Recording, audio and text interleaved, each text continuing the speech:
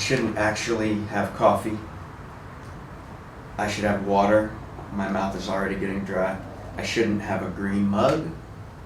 That's not smart. I shouldn't have these green pins on. Well, yes, I should. But that's because I thought about the pins. Thought about the pins too. I didn't even think about that joke. It's the only reason why it worked. That's why I came and sat here and decided to say something at all. I was driving to do something else. I was driving to get dopamine, and I guess I kind of got it anyway because that's how it works. You don't actually have to do the thing. You have to know that it's going to happen. And I did, because I was going to go buy some circular, chocolatey, peanut butterial things from a franchise. And I realized on the way that, it was part of a money-wasting habit that I have. I have many habits. I have fewer than I did last year, and I have fewer than I did the year before. But I habituate things in a way that is that can be helpful, because routine can be a tool, but so can it be, doom. And so anyway, I was going to get Reese's. I said it. And on my way, I was listening to jazz. That's the thing. I don't know who it was, but it was, maybe a 6 or 7 piece horns, and they're on this trip, that it's this thing. If you had to staff it out, it's going from 9/8 to 7/8 to 6/8, and all are over the place. But it's these people just on this obvious physical journey together, and it's just really, uplifting and illuminating for those who like that sort of thing. But all that sort of thing is one way we create, of which we create many ways.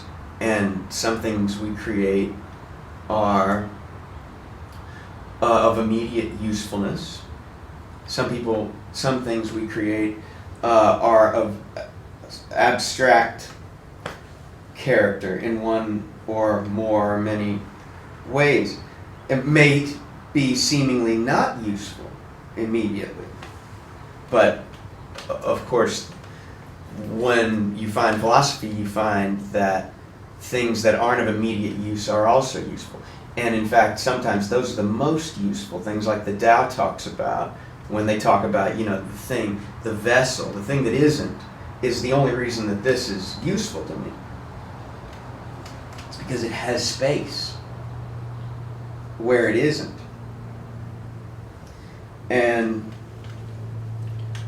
so I ended up deciding to record this instead, and do the thing that I've always been afraid to do and never been good at when I've tried to do, which is stand up.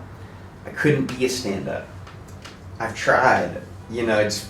It's fun how scary it is, but I'm not good at it. I think I really am good at listening. And so when there's that many beings with agency, it's hard for me to be myself. It's so much easier when there's 1, 2, or 3 people, or nobody. Then a nobody, then I really become a self, who is a person who you can't immediately gain by sight. That's why I really decided to come and say, because I have something I've been thinking about a lot lately, and that is that where our country is right now, the U.S., where we are as it relates to how we're beginning to see one another. And hey Shug, I'm recording something. Can I call you in 2 seconds? Okay, talk to you 1 sec. And so just to come to the end of the point too, because I'm sure I'm at 4.5 minutes already, and this maybe isn't that interesting, but I think it is, and this part will make it much more so. The fact that the way that we allow ourselves in the U.S. to think of our duty to vote and be involved in civic life is racist. That is what we do. It is the same thing when we're looking at the person who doesn't vote like us and see them as less than, and then see each person walking around as suspect, because I don't know. Are they signaling, oh, I bet they vote like I vote. They're like my people. They're not like those others. The neighbor thing. The person you don't quite know and suspect the person who is you.